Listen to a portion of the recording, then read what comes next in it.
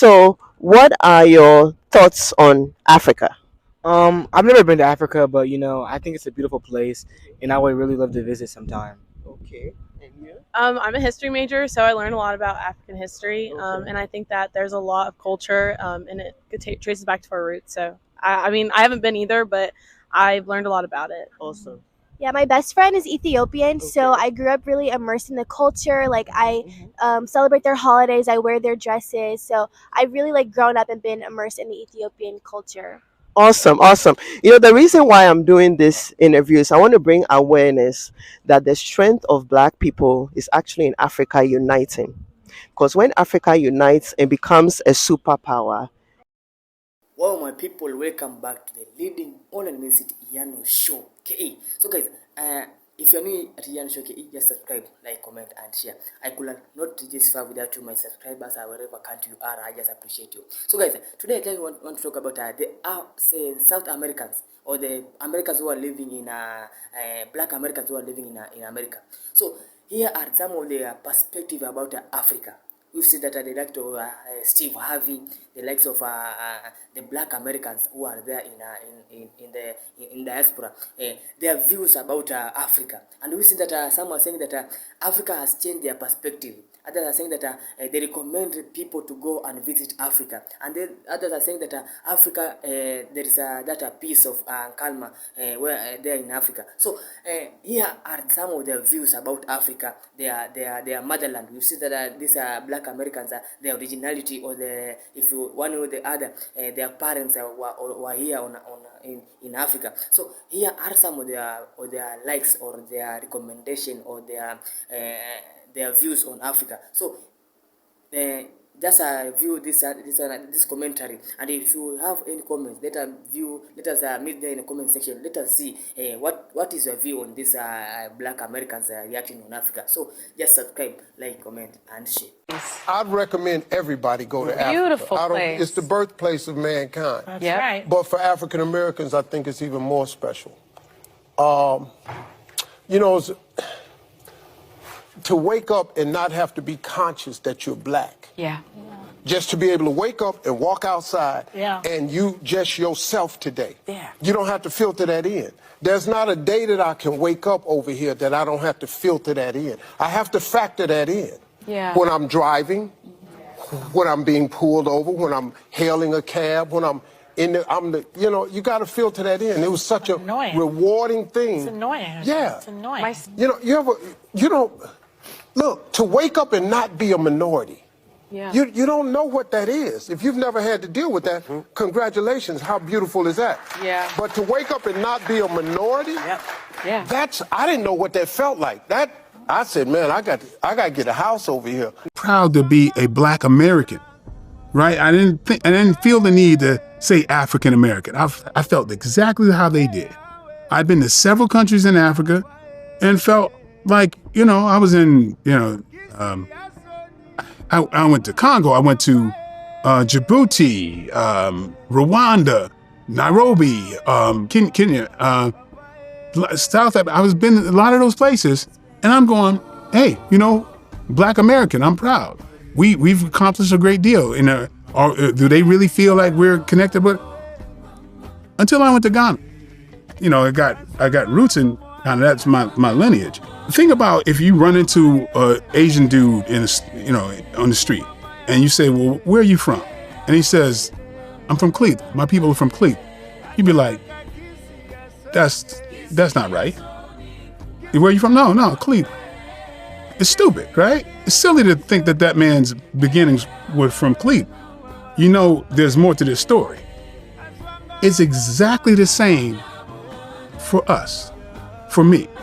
When I would say South Carolina and Louisiana, because my mother was from South Carolina, my father was from Louisiana, that's, even if I didn't know what lineage I had, that's part of the story. Just as much as the Asian dude. When I think, oh shit, I'm thinking the beginning of who I am is a slave. Deal with that for a second.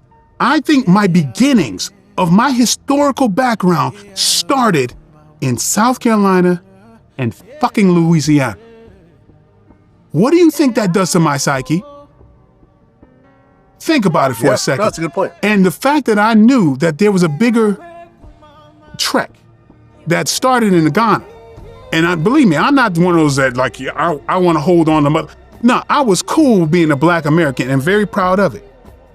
But damn it, I realized that me telling myself that South Carolina was enough, oh, that's some bullshit. For me, I can only speak for me. But when I went back and the way I felt, man, I wish this for anybody Black living in this country. Even, I think you free yourself and you see yourself in a different way when you, even if you say, which I think the right answer is, when somebody says, where are you from? And you go, I actually don't know where my historical African roots are, but my great-grandfather was from North Carolina or whatever. That frees you to know that there's more to your story. But when I learned about Ghana and when I went back there, it felt different from every place else because I felt like, oh shoot, when I landed in Ghana and I looked around, I'm like, yo, if you put a Nike shirt on this cat right there, he looks like he could be walking right on Ventura. And I clearly saw where the slaves came from because I'm going, these look exactly like American Black people right now. And in Benin and places like that. Well, when I'm in Eritrea and places like that, I stick out like a sore thumb. He's like, yeah, hey, where's this big Black American? Oh, he's right there. I would stand out like a sore thumb. And you realize that's where you got these big old strapping Black folks from. And to know that we weren't slaves, man. We were absolutely talented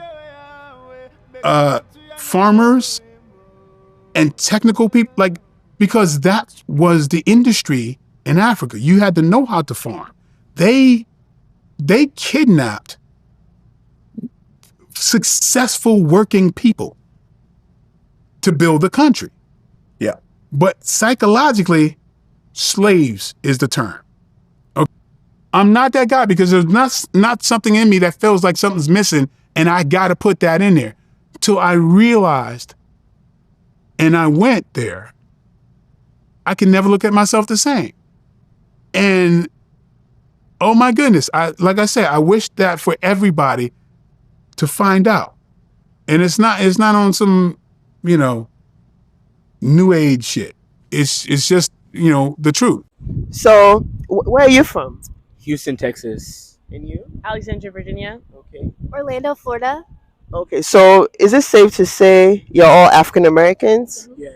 Okay, all right. So, what are your thoughts on Africa? I've never been to Africa, but I think it's a beautiful place, and I would really love to visit sometime. Okay, and you? I'm a history major, so I learned a lot about African history, and I think that there's a lot of culture, and it traces back to our roots. So, I haven't been either, but I've learned a lot about it. Awesome. Yeah, my best friend is Ethiopian, so I grew up really immersed in the culture. Like, I celebrate their holidays, I wear their dresses, so I've really grown up and been immersed in the Ethiopian culture. Awesome. The reason why I'm doing this interview is I want to bring awareness that the strength of Black people is actually in Africa uniting.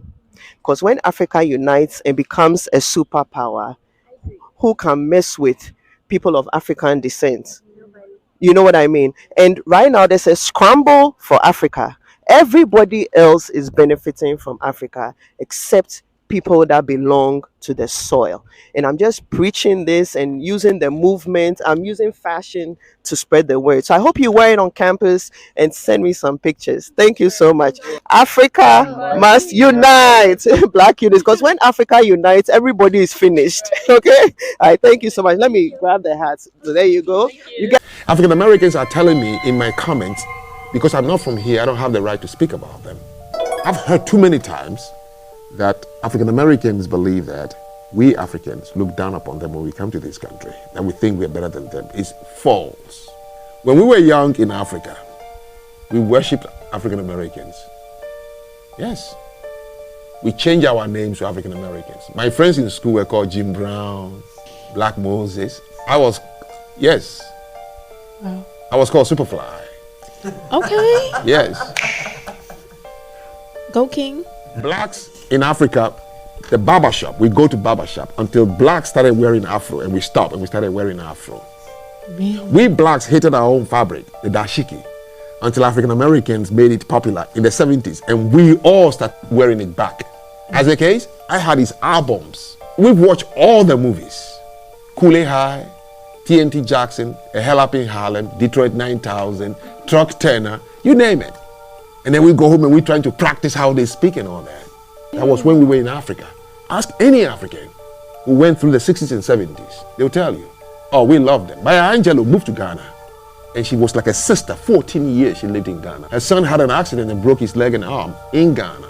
African Americans are telling me in my comments, because I'm not from here, I don't have the right to speak about them.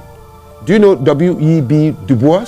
Do you know where he died? He died in Ghana, was buried in Ghana, and Nkrumah built a center for Pan-African Studies. He came to Africa, the first black PhD holder from Harvard, W.E.B. He came to Ghana, Africa, to tell us that our best way is to be Pan-Africanist. We listened to him. We didn't tell him, who are you to come from the United States and tell us what to do? There's a guy called Kwame Ture. He was formerly called Stokely Carmichael. He's the one who came up with Black Power, Black Power. Do you know where he is right now? In Guinea, in Africa, with pistols on his hip. When you go into my comments, African Americans are saying, I don't know anything about them. Hear me. Know you, the African Americans, more than you know yourself. Why? Because I am coming from the place where they brought you from. So when I got here and I looked at you, I see too much of us in you, and that's why we stay away from you. What do you consider yourself today? Are you American? Are you African? Are you African American? What are you? I'm an African raised in America. You know, clearly. So you're not American? I wish I was, but my mind is not American. It's clearly African. But you have the accent, you have, I went to school in America. My whole earlier childhood, I was raised in Africa. Then I came to America. Every summer, we would go back to Africa for a vacation. And then when I graduated high school, it was a choice whether we wanted to go to Africa or stay in the U.S.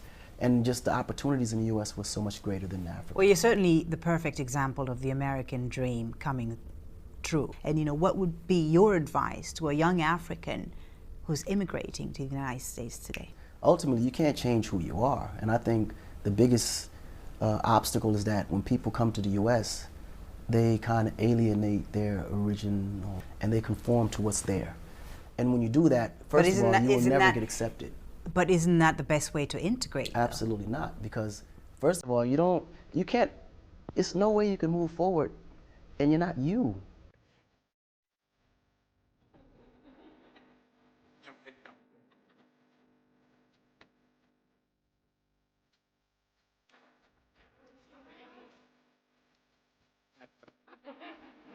They think they smart. No.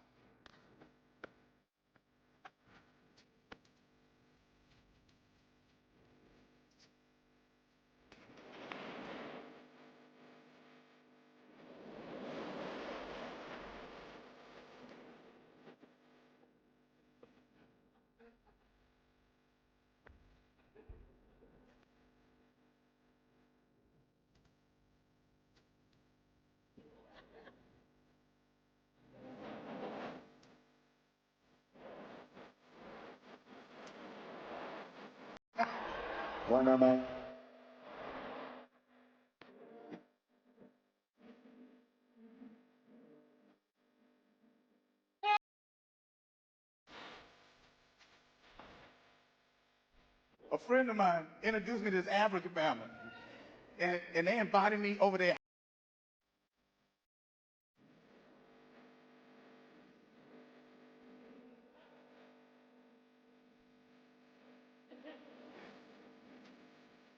I didn't even mean to curse when I walked in. I just walked in the house. Hey, what the fuck? Are y'all cooking?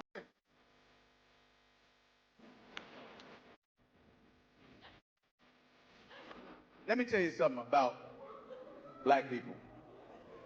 If you stank.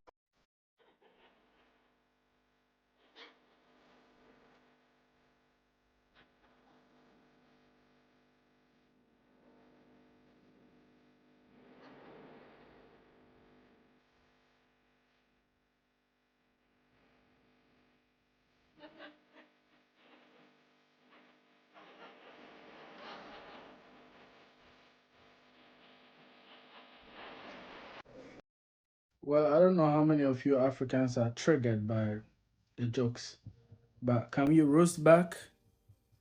Are people gonna come crying when we start roasting back? People be acting like they never know this. 80% of African Americans, stop pretending, cannot afford to come to Africa. Wow, really? I'm saying they cannot afford. They may want it in their heart, but America has them shoed, have them bootstrapped, tied. Because guess what? They have to pay mortgage every month. They have to pay their car note every month. They have to pay their insurance every month. They can't even watch DSTV unless they pay every month. Wow. So how are you going to have money to say, let me go back and learn about my family, my history, my roots from every month? You have to worry about, I got to pay this. I got to pay. When do you get a break to think? Wow. But that's the system. This allows me to control you left, right, because you never have time to stop and say, oh, how do I work on this, or where do I go from here? You don't have that time. And when you live in America, most people, if they're being honest, on the first of the month, from the first to about the 20th, 25th of the month is when you finish paying your bills. Wow. Wow. You probably got about maybe 5 to 7 days in a month that you can actually think without thinking about paying the bill. I feel like a lot of Africans don't understand the African American experience. I never knew until I came here and started learning the history of what happened here. Like all the way from the end of slavery, Jim Crow laws, redlining, the civil rights movement, the pipeline from the school to prison pipeline. The prison industrial complex. Yeah, like all of this stuff. I don't think Africans have an idea of all these things that are put against African Americans to become successful. Like even the Africans that are brought here, we're brought and we're put into like nicer neighborhoods. They don't put us in Southside Chicago in like the worst neighborhoods where you literally have to get a gun to survive. My family members in the US, when they go to the bank to take a loan, they will be given a loan. But when their African American friends go there, to take the same loan, they will deny them, from having a loan. When it also comes to jobs, for example, just to apply some jobs, my African family, with African passport, they will give them some jobs, and then the African Americans, they know they will not be able to have the same jobs. So God bless this brother here for explaining these things, to the Africans who thinks that they are in the United States and they are better than African Americans, because of their hard works, they are there. As he said, from the time of slavery all the way to the Jim Crow era in the United States, not only that, but even today, the way the system is built, you as an African with an African passport, the system will favor you than the African Americans. Because of why? The system knows that first, you are not American, and then not only that, but they can also put a pressure on you, just like at your workplace, to do certain things, even you don't want to. Why? Because you do not want to lose your green card, or you do not want to lose your job, which might just put you at the risk of deporting you back to your home country. I have seen a lot of Africans, on the internet, talking about African Americans being lazy, being this, being that, if you think because of your hard work you are in the US, why don't you sit your ass in Africa, to work hard to get what you are having right now in the US? But no, because you can't make it in Africa because of the way our system back home here also is not enough jobs for people, not only jobs, but you, for example, who is from a minority family, let's start with, you will not have the chance, to be able to do something here because it's not about what you know, it's about whom you know. The same system is in the United States put in place for the African Americans, So I want to see all of you black Americans, I want to see all of you black Africans, to work together, to know that we are all families, I am Africans.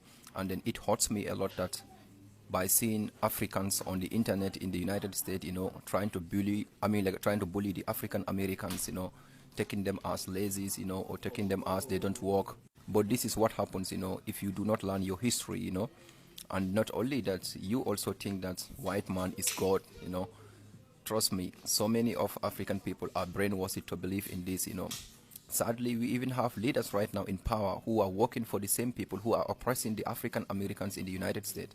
The same people, our own leaders in Africa, are also oppressing us. These people in the United States, these black Africans who think like this, they just think the same as some of our leaders here right now who are working with these Western powers to oppress the black peoples in general. So I said, it's time for you Africans, who thinks like this, to come on the table, to know that African Americans are our family members.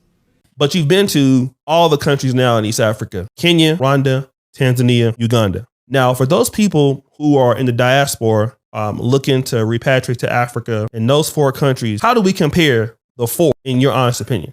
I would say Kenya is it's the closest thing to the United States. Okay. Rwanda looks like the United States, but it's nothing like it. What do you mean by that? The infrastructure is very similar, but it's not easy to do a lot of things, and it's not easy to get a lot of things either, like shoes. We go on a treasure hunt around Kigali to look for gym shoes. Okay. And he's calling people. There is no shoe store. So I asked him, where did you get your shoes? So he calls somebody else, and they don't have shoes in stock. So, where does the president get his shoes at? Like, I know somebody has shoes somewhere around here. So we go to this shopping strip. Okay. And there's shoes in the window of, it's like a mini Foot Locker almost. Yeah. But there's no back storage. It's like all we got is the stuff in the window. If your foot doesn't fit that shoe that's in the window, then you can't get that